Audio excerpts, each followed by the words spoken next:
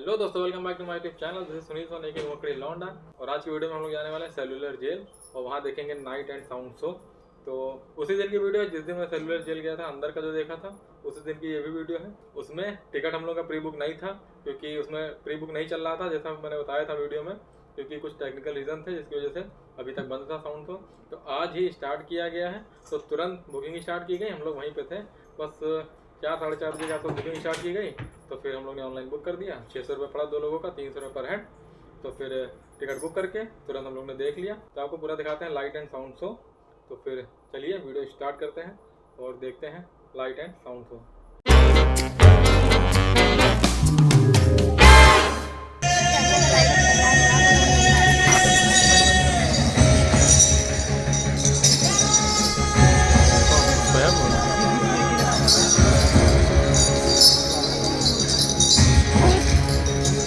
कोई माता की ऊँटों पे न डाले पानी,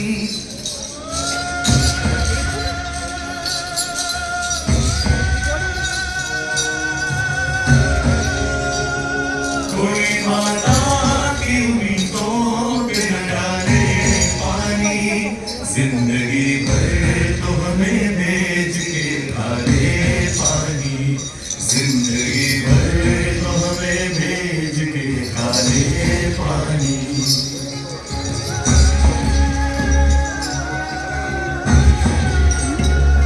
आसमां क्या यही बाकी गजब जाने को, लागे गुर्बत में रखा है हमें तड़पाने को। अब दिख रहा?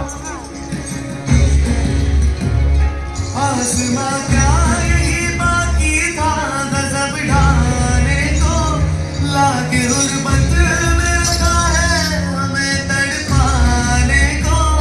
आह जिस घर में हम तैयार थे मर जाने को, जीते जी हमसे छुड़ाया है काश आने को।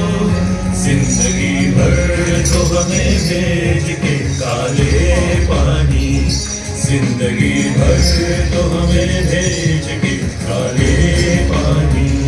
कोई माता की ऊँटों पे न डाले पानी, कोई माता की ऊँटों पे न डाले पानी। जिंदगी भर तो हमें भेज के काले पानी, जिंदगी भर तो हमें भेज के काले पानी, जिंदगी भर तो हमें भेज के काले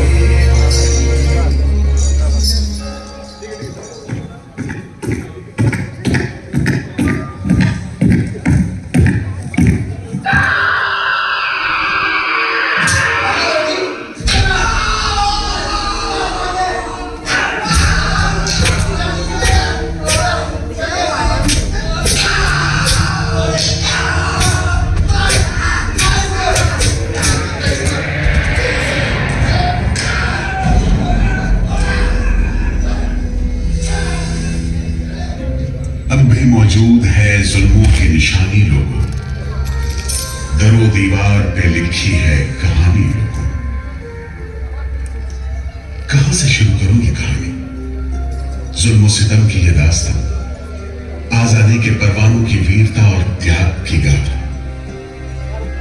मैं जो एक रूह हूं, आत्मा हूं, उन तमाम लोगों की जिन्होंने अपने खून पसीने से, अपने बलिदान से, जान की कुर्बानियों से इस मिट्टी के जर्रे जर्रे को आजादी का तीरथ बना दिया। मैं गवाह हूं उस जुल्म का जो यहां आदम के बेटों ने आदम के बेटों पर बेरहमी से ढाया। सदियों से मैं इसी जगह मौजूद हूं। मेरे सीने में दफन है वो सारी कहानियां जिन्होंने इन हरे भरे खूबसूरत टापुओं को वो खौफनाक नाम दिया, काला पानी।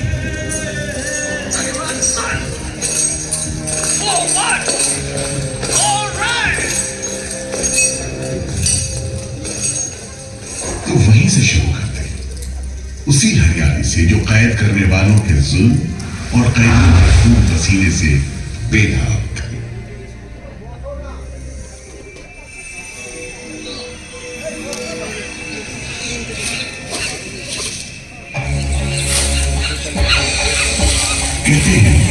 अंडमान द्वीप समूह का नाम रामायण के प्रतापी वानर देवता अंडमान यानी हनुमान के नाम पर रखा गया। पुराने जमाने से यह कहानी चली आती है कि जब राम ने लंका पर चढ़ाई करने की योजना बनाई थी तो पहले इन्हीं टापुओं से धावा मारने की सोची थी, लेकिन बाद में इरादा बदलकर धनुषकोटि से हमला किया। इतिहास और पुराण में अंडमान द्वीप समूह इसी सिलसिले में याद किया जाता रहा है। और दूसरी शताब्दी के रोमन भूगोल शास्त्री टॉमी ने इन टापुओं को दुनिया के पहले नक्शे में जगह दी और नाम रखा एग्डिमो, एक ग्रीक गॉड एगेमेम्नॉन के नाम पर, जो भाग्य का प्रतीक है। इन टापुओं की तरफ लोगों का आना शुरू हुआ। धर्म प्रचारक, लुटेरे, बागी, मल्ला, किस्मत आजमाने को निकले जहाजी, हर तरह के लोग यहां आते रहे। 18वीं सदी के अंत में ईस्ट इंडिया कंपनी ने इन टापुओं पर एक बस्ती कायम करने की कोशिश की और यहां लेफ्टिनेंट आर्चिबाल्ड ब्लेयर को भेजा, मगर यह कोशिश नाकाम रही और अगले 60-70 बरस तक किसी ने इन टापुओं की सुध नहीं ली।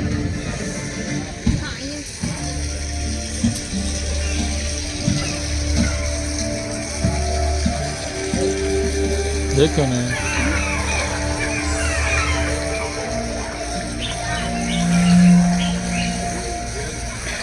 प्राकृतिक खूबसूरती और शांत समुद्र के बीच जिंदगी की खामोश लहरें उठती और बैठ जाती। उगते सूरज के साथ पक्षी जागते और डूबते सूरज के साथ इन टापुओं पर जिंदगी सुकून से सो जाती। कि तभी भारत का पहला स्वाधीनता संग्राम यानी 1857 की आजादी की लड़ाई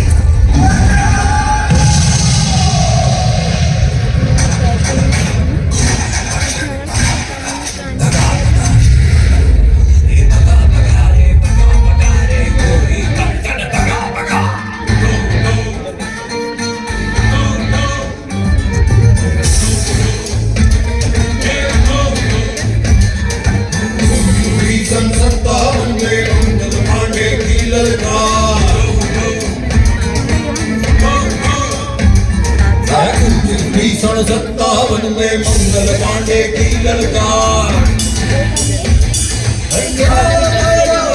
छोड़ो जाओ अपने देश से बाहर।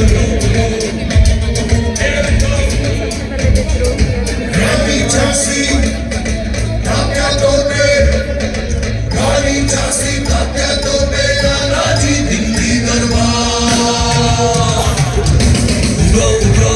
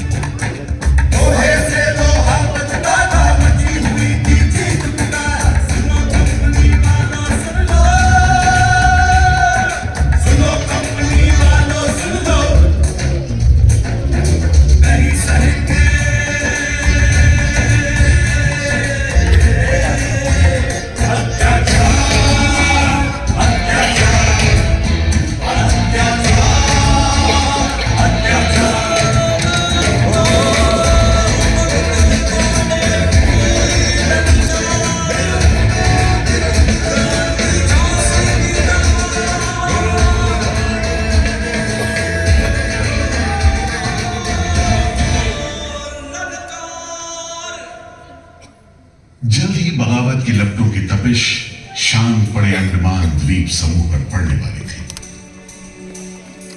आजादी के मतवालों को सबक सिखाने के लिए फिरंगी सरकार ने 15 जनवरी 1858 को पूरे के पूरे अंडमान द्वीप समूह को एक कैद खाने में बदलने का फैसला किया। His Excellency गवर्नर जनरल ने काउंसिल में ये फैसला किया है कि अंडमान आइलैंड में कैदियों की एक बस्ती बनाई जाए। इसमें शुरू में ऐसे मुजरिम रखे जाएं जिन्हें बगावत और राजद्रोह और इससे ताल्लुक रखने वाले दूसरे अपराधियों के लिए कैद या देश निकालने की सजा दी गई हो। और इस तरह अंडमान द्वीप समूह की पुरानी खाड़ी का नाम लेफ्टिनेंट आर्चिबाल्ड ब्लेयर के नाम पर पोर्ट ब्लेयर रखकर मुजरिमों की बस्ती कायम की गई। सन 57 के वीरों के नक्शे कदम पर कुछ ही साल बाद अंडमान की धरती पर पैर रखे वहाबी आंदोलन के राजनीतिक बंदियों ने 1860 से 1872 के बीच बहुत से वहाबी आंदोलनकारी अंडमान भेजे गए। सरहदी सूबे का रहने वाला एक पठान शेर अली आफरीदी भी अंडमान में उस समय उम्र कैद की सजा काट रहा था और अंग्रेजों से बदला लेने के लिए मौके की तलाश में।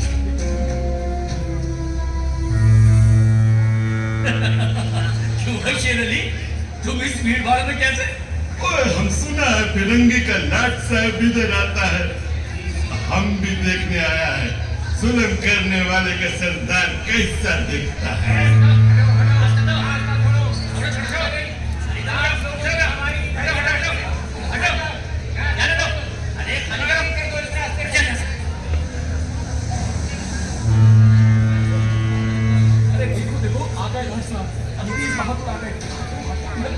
मिस्टर बर, मैं सोचता हूँ कि इस खूबसूरती के बीच रहने के लिए प्रिजनर होना भी मैं एक्सेप्ट कर लेता।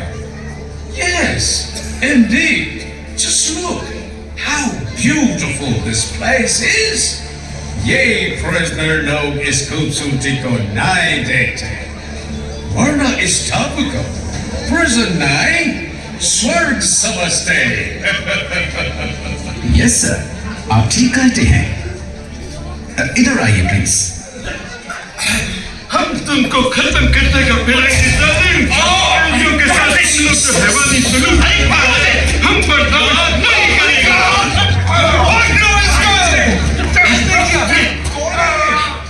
शेर अली है सजा याफ्ता कैदी, सजा में रियायत पाकर नाई की दुकान चलाता है। जैसा कि होना था, शेर अली को फांसी हो गई।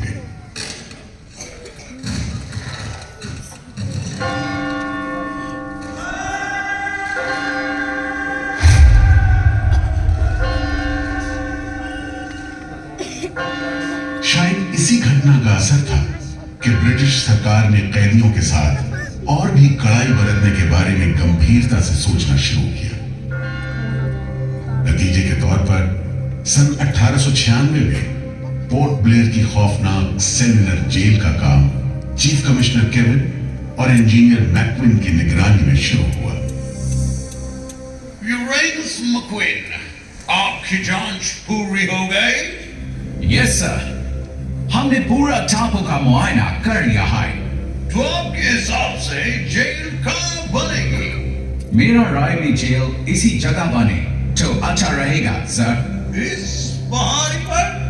यस सर, हम इस पहाड़ी को ईस्ट का तरफ ऊपर से काटकर समुद्र से 60 फीट की ऊंचाई पर मैदान बना देगा।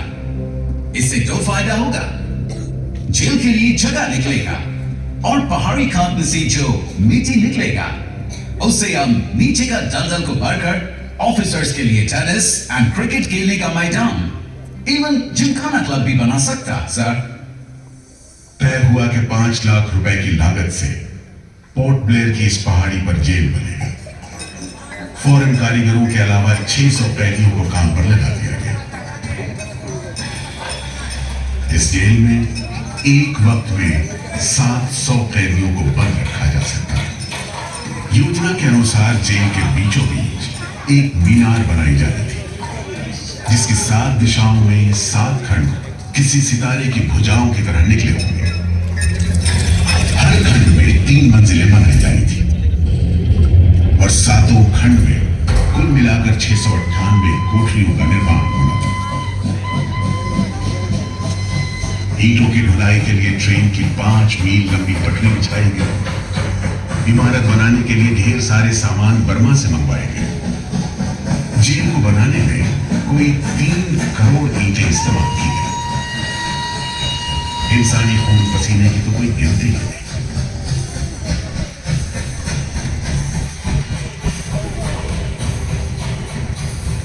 सुबह दोपहर शाम रात कोड़े चलते रहे और काम होता रहा। दीवारें उठनी शुरू हो। आखिरकार 10 साल बाद सन 1906 में यह विशालकाय जेल तैयार हुआ और यहीं से अंडमान के इतिहास का सबसे काला दौर शुरू हुआ।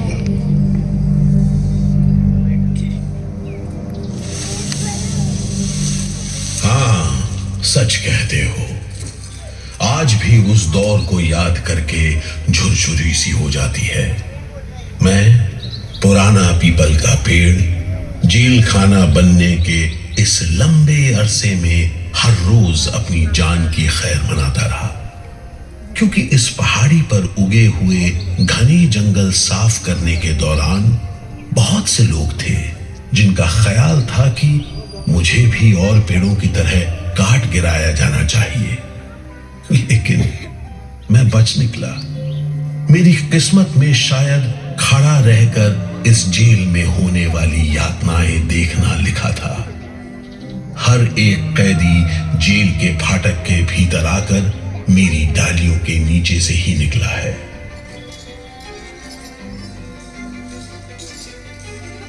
जैसे जैसे अंग्रेजी शासन के खिलाफ आजादी की मांग तेज हुई, ब्रिटिश सरकार ने सेलुलर जेल के फाटक हर छोटी बड़ी बात के लिए खोलने शुरू कर दिए।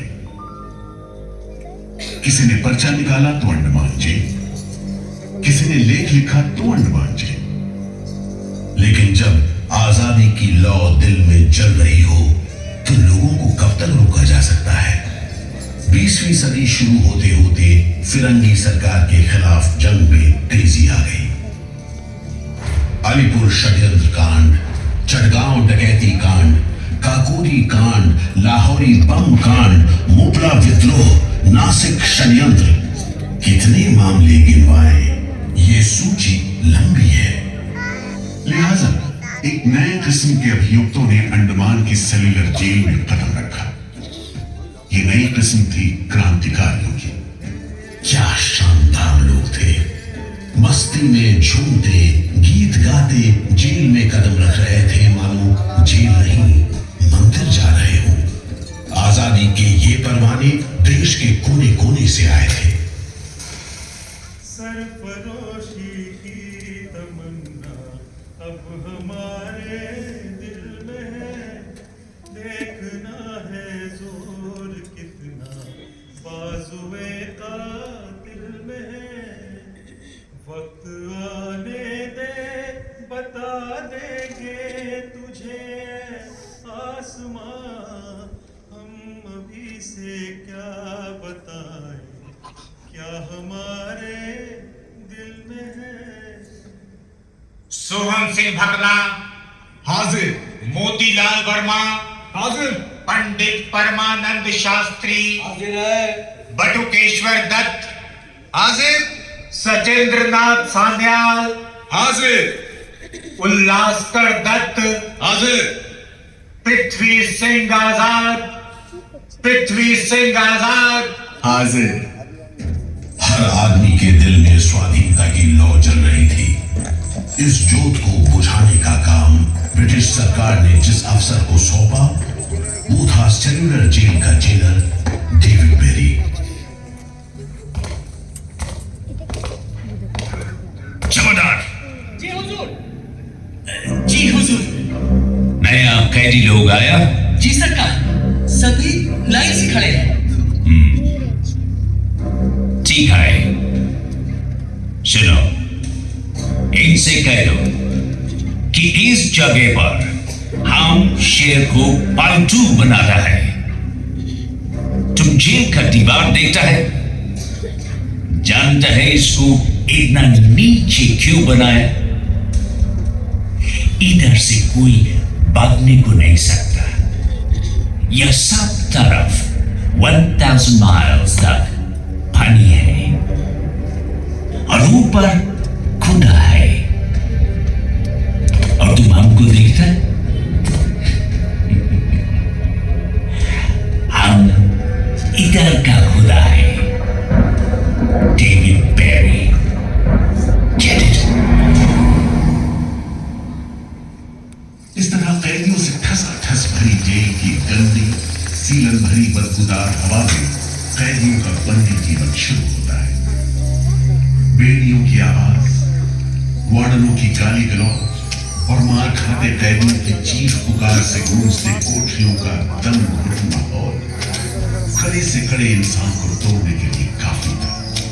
लेकिन इन कोठरियों में ऐसे बंदी भी आए जिन्हें ये माहौल हताश करने की बजाय जुल्म का मुकाबला करने की प्रेरणा देता रहा। वीर विनायक दामोदर सावरकर, ये नाम ऐसे ही बंदियों में बड़े सम्मान के साथ लिया जाता है। जयोस्तुते ते जयोस्तुते ते जयोस्तुते ते जयोस्तुते ते जयोस्तुते ते जयोस्तुते ते जयोस्तुते ते जयोस्तुते ते जयोस्तुते ते जयोस्तुते ते जयोस्तुते ते जयोस्तुते ते जयोस्तुते ते जयोस्तुते ते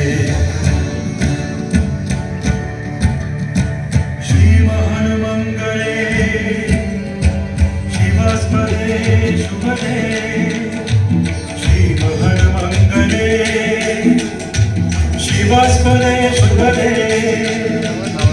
स्वतंत्रते भगवती तामहं यशोदां वन्दे।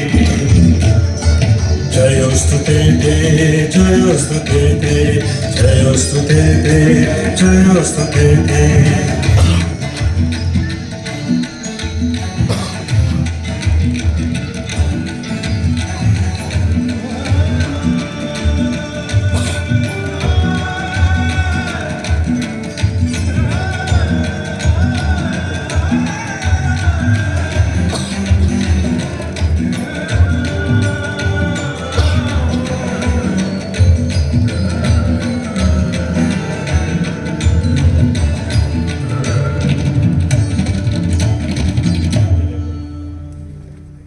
बेड़ियों में जकड़े वीर सावरकर जब सेल्यूलर जेल के अहाते में दाखिल हुए तो 24 दिसंबर 1910 से 30 दिसंबर 1960 तक।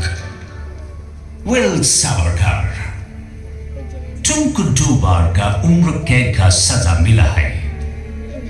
50 बरस बाद सरकार तुमको छोड़ देगा। आजादी की जो लपटें हिंदुस्तानियों के मन में धड़क रही हैं, उन्हें अंग्रेज अब बुझा नहीं सकेंगे और जल्द ही उन्हें जाना होगा।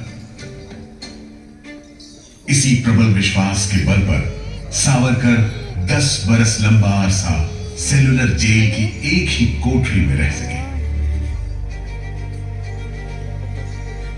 उन्हें बहुत ही खतरनाक कैदी करार देते हुए इतने कड़े पहरे में रखा गया था कि उनके भाई गणेश को 2 बरस तक पता भी नहीं चला कि वीर सावरकर उनके ही नक्शे कदम पर चलते हुए सेल्यूलर जेल आ पहुंचे, जहां बरसों की तकलीफ है, जेलर के जुल्म है, कड़ी मेहनत और नितांत अकेलापन है, जहां जिंदगी 13 फुट लंबी और 7 फुट चौड़ी कोठरी में सिमट कर रह करती है।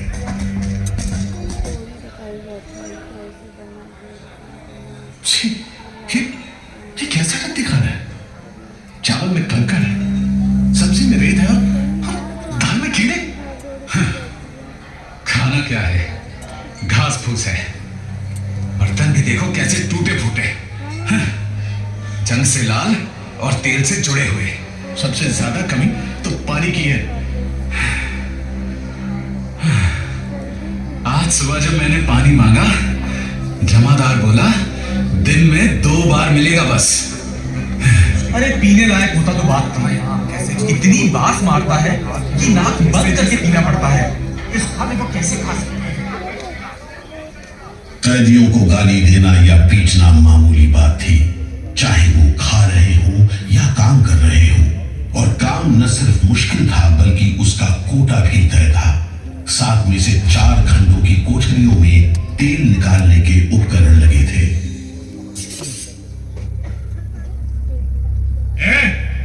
इंदु भूषण, सुधीर, हेमचंद, तुम लोग इधर चलो, नारियल के बोरे उठाओ। हर बोरे में है 25 सेब नारियल। इन्हें पहुंचाओ तीसरी मंजिल पर। शाम तक हर आदमी को 30 पाउंड तेल निकालना है, समझे? हम इतना तेल कैसे निकालेंगे? वो मशीनें तो हाथ से चलानी पड़ती है। जबान मत लड़ाओ बदमाश। जो हाथ बम पिस्तौल चलाते हैं वो मशीन नहीं चला सकते। चलो जल्दी करो, भाग कर जाओ और काम करो।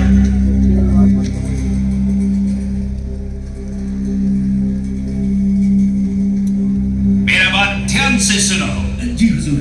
जो आदमी काम नहीं करे उसको पेट लगाओ। जी हुजूर। समझा? जी। सजा दो, कोई छूट नहीं दो। जी।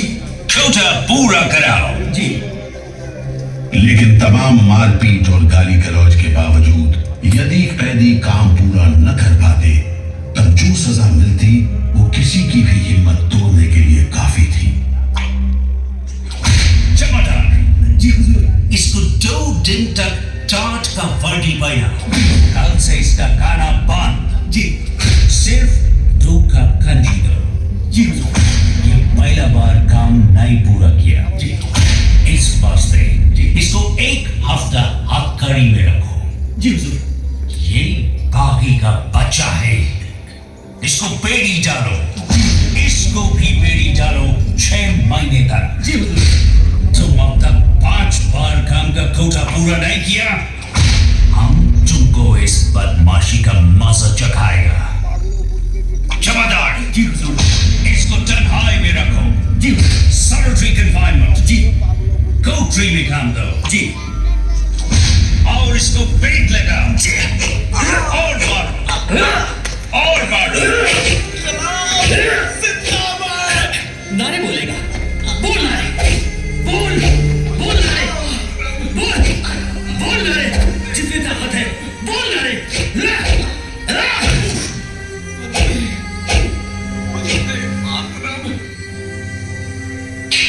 उल्हासकर दत्त ने इस सारी तकलीफ की दिल को छू लेने वाली तस्वीर खींची है। हमारे गांव में तेल के लिए कोल्हू में बैल जोते जाते हैं। वो भी दिन में 10 से 12 सेर से ज्यादा तेल नहीं निकाल पाते।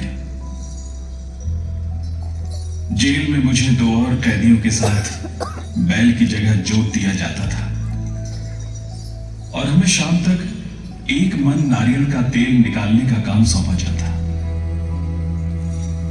जमादार हमें दौड़ने पर मजबूर करते और रफ्तार धीमी होने पर कोड़े मारते। हर रोज न जाने हम कितनी बार लड़खड़ाते, गिरते और मार खाते, और ये सिलसिला निरंतर चलता रहा। हुजूर, ये काम करने से इनकार करता है। क्यों?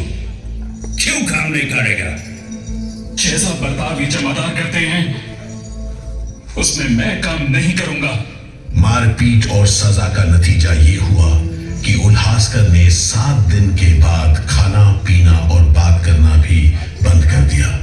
वार्डनों का ख्याल था कि उल्हासकर पागल होते जा रहे हैं, लेकिन जेलर बेरी ने इसे नाटक बताते हुए उल्हासकर को बिजली के झटके लगाने का हुक्म दिया, जिसके बाद उल्हासकर 3 दिन और 3 रात बेहोश रहे। उसके बाद कहीं जाकर डॉक्टर को बुलाया गया। सुनो मिस्टर उल्हासकर, हम जानते हैं तुम अपने मुल्क का आजादी के वास्ते ये करता। हम तुम्हारा काम को ठीक नहीं समझते, लेकिन तुम अभी जवान है। एक दिन अपना सजा पूरा करके वापस अपना मुल्क जाएगा, तब अपना हाथ से जान क्यों लेते? क्या तुम डरपोक है? अपना सीनियर ऑफिसर का हुक्म नहीं बदल सकता, लेकिन तुम चाहेगा तो हम तुमको मेंटल हॉस्पिटल में भर्ती करवा देगा। ठीक है, इन जानवरों के बीच रहने से पागलों के बीच रहना बेहतर होगा। उल्हासकर की सारी तकलीफ का जेलर डेविड बेरी पर कोई असर नहीं हुआ। उल्हासकर के जाने के बाद बेरी ने वीर सावरकर को चिढ़ाते हुए पूछा, क्यों सावरकर, तुम भी पागलपन का बहाना करेगा क्या? तुम्हारे बाद मिस्टर बेरी। अच्छा। हाँ, जिस तरह के अत्याचार तुम कर रहे हो उनसे कोई भी आदमी पागल हो सकता है। रहने दो ये सब बात सावरकर, तुम अच्छी तरह जानता है उल्लासकर पागल नहीं है, बहाना खाता है। मिस्टर बेरी, अगर तुम सोचते हो कि उल्लास बहाना कर रहा था तब तुम पहले ही पागल हो चुके हो। ये सब अत्याचार बंद करो, वरना हमारे पास स्ट्राइक के अलावा कोई रास्ता नहीं बचेगा। छूट नहीं, रियायत नहीं, छूट नहीं, रियायत नहीं। हमारी मांगे पूरी करो, पूरी करो। जिंदाबाद, बंदियों को छोड़ दो, बंदियों को छोड़ दो। और इस तरह कैदियों ने अपना आखिरी हथियार इस्तेमाल करना शुरू किया। हड़तालों का एक लंबा सिलसिला चल पड़ा, मगर ऐसे मामलों से जेलर बेरी और उसके अमले के रवैये में कोई खास फर्क नहीं पड़ा। कुल मिलाकर सेलुलर जेल के कैदी तकलीफ और बदसलूकी के बीच अपने दिन गुजारते रहे।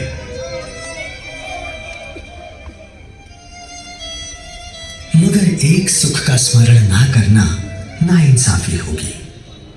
वो सुख था बुलबुलों की चहक, उनका मधुर स्वर, उनके झुंड कल कल करते नारियल के टुकड़ों पर टूट पड़ते। गंभीर विचारों से मुक्ति पाने के लिए मैं मन को बलपूर्वक इन बुलबुलों की चहक में लगाए रखता।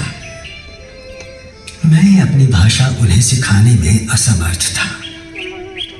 यदि सिखा पाता तो मैं उन्हें देश प्रेम के गीत सिखा देता, ताकि अगर कोई मेरी कोठरी खोजता हुआ आए तो लोग कहें कि जिसके सामने बुलबुल देश प्रेम के गीत गा रही हो वही सावरकर की कोठरी है।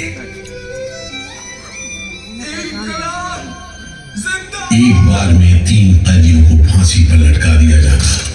दिल दहला देने वाली चीखें निकलती, जेल का घंटा घनघना उठता, जेल की मीनार पर लगी बत्ती जलती बुझती रहती और 8 मील दूर तक खड़े जहाजों तक खबर पहुंच जाती कि फिर से कुछ कैदियों को फांसी पर लटका दिया गया है। 12 मई 1933 को कैदियों ने फिर भूख हड़ताल का सहारा लिया। भूख हड़ताल करने वालों में सरदार भगत सिंह के बहादुर साथी महावीर सिंह भी शामिल थे। हड़ताल के 5वें दिन जब कैदियों को जबरदस्ती खुराक दी जाने लगी तो महावीर सिंह ने ताकतवर विरोध किया। जालिमों, तुम नहीं जानते कि हम कौन हैं। हम मर सकते हैं पर चुप कर नहीं रह सकते। हमें ऑर्डर मिला है तुम्हें दूध पिलाने का। जो जमादार पकड़ो इसे। चलो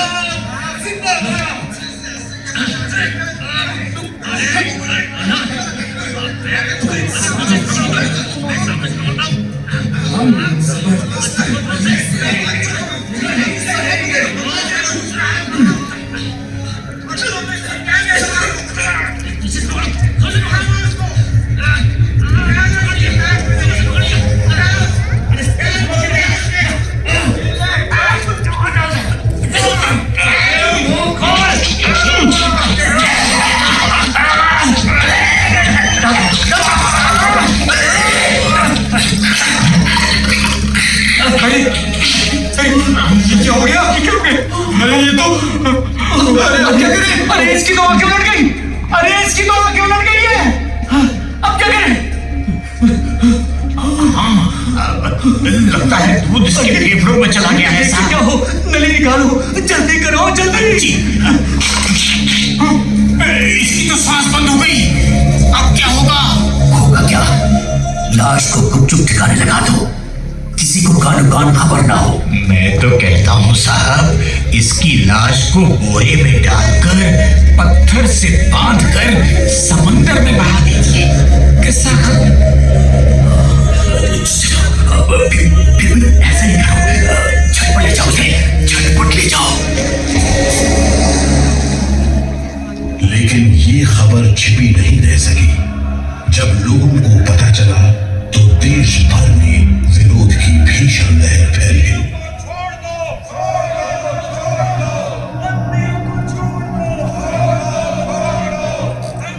और फिर 45 दिन बाद 26 जून 1933 को जेल अधिकारियों ने हथियार डाल दिए। लेकिन देश अभी भी गुलामी की जंजीरों में जकड़ा हुआ था। इन्हीं हालात में सन 1937 के संवैधानिक सुधार लागू किए गए और कांग्रेस ने अनेक प्रांतों में मंत्रिमंडल कायम किए। स्वाधीनता की तरफ बढ़ते कदमों में तेजी लाने के लिए अंडमान के सेलुलर जेल के बंदियों ने भी आवाज बुलंद की। बंदियों की रिहाई, स्वदेश वापसी और राजनीतिक बंदियों के लिए बेहतर सुविधाएं हासिल करने की मांग को लेकर 24 जुलाई 1937 को सेलुलर जेल के कैदियों ने सामूहिक अनशन शुरू किया।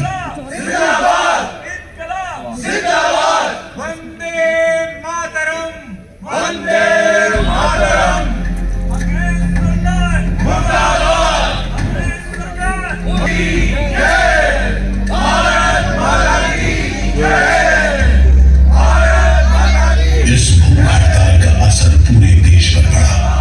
जगह जगह कैदियों के समर्थन में आंदोलन होने लगे। सारे देश के राजनीतिक बंदियों ने अनशन शुरू कर दिया।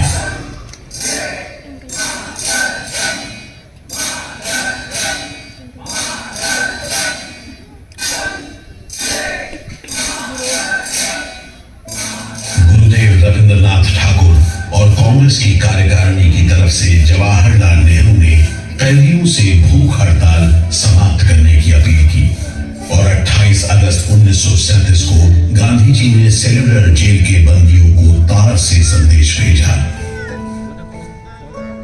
मैं गुरुदेव रविंद्रनाथ टैगोर और वर्किंग कमेटी की राय में अपनी अपील भी जोड़ना चाहता हूँ। आप सब हड़ताल वापस ले लें और हम पर भरोसा रखें। हम आपको राहत दिलाने के लिए पूरी कोशिश कर रहे हैं। कैदियों पर गांधी जी की इस अपील का बहुत असर पड़ा। सभी कैदियों ने आपस में सलाह करने के बाद जवाब दिया। देशव्यापी अपील और आपके संदेश ने हमारे दिलों को छू लिया है। हम इस भरोसे पर भूख हड़ताल मुलतवी कर रहे हैं कि सारे देश ने हमारी मांगों और हमारे उद्देश्य को अपना बना लिया है। वंदे मातरम। 36 दिन के संघर्ष के बाद एक बार फिर बंदियों की जीत हुई। नतीजे के तौर पर सितंबर 1937 से सेलुलर जेल के कैदियों की स्वदेश वापसी शुरू हो गई। आखिरी जत्था जनवरी 1938 में रवाना हुआ और 80 साल बाद सेलुलर जेल राजनीतिक बंदियों से खाली हो गई और अंडमान द्वीप समूह के इतिहास का एक तकलीफदेह दौर खत्म हो गया।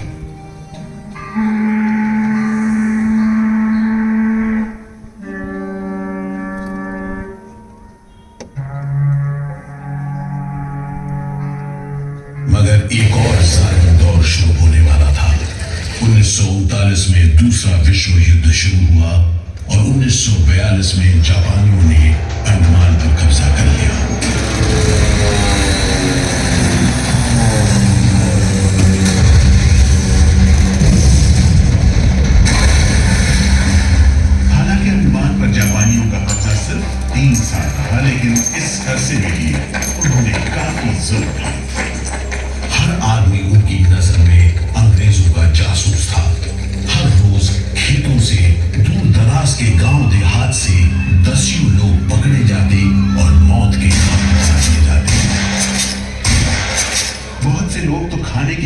कारण जहाज पर लाद कर दूर समंदर में फेंक दिया।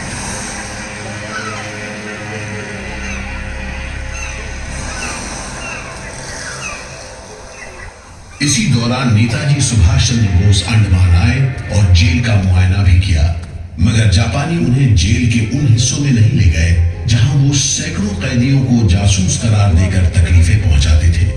अपनी छोटी सी अंडमान यात्रा के दौरान नेताजी ने तिरंगा भी फहराया।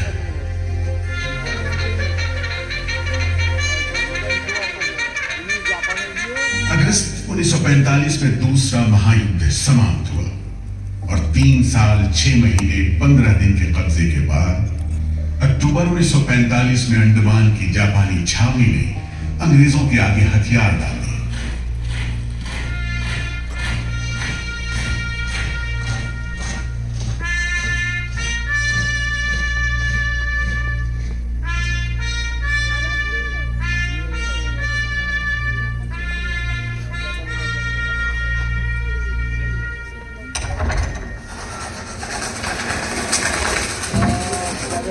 सेलुलर जेल के फाटक एक बार फिर खुले और कैदियों को रिहा कर दिया गया। इसके बाद 2 साल के अंदर अंदर भारत में ब्रिटिश सरकार का शासन खत्म हो गया।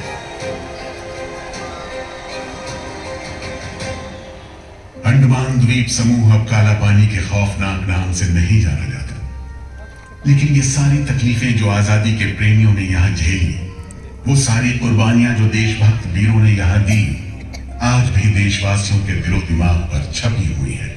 इसीलिए अंडमान के भूतपूर्व राजनीतिक बंदियों के भातृत्व मंडल की इच्छा को स्वीकार करते हुए भारत सरकार ने 30 अप्रैल 1969 को घोषणा की कि सेलुलर जेल को राष्ट्रीय स्मारक के रूप में सुरक्षित रखा जाएगा।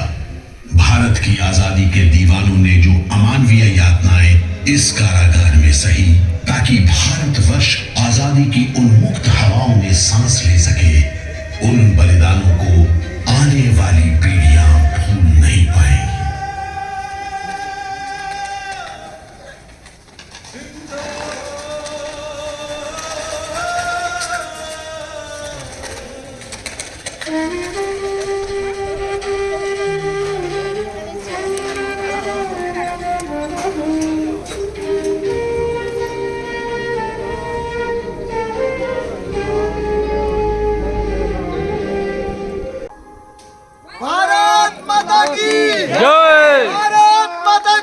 जय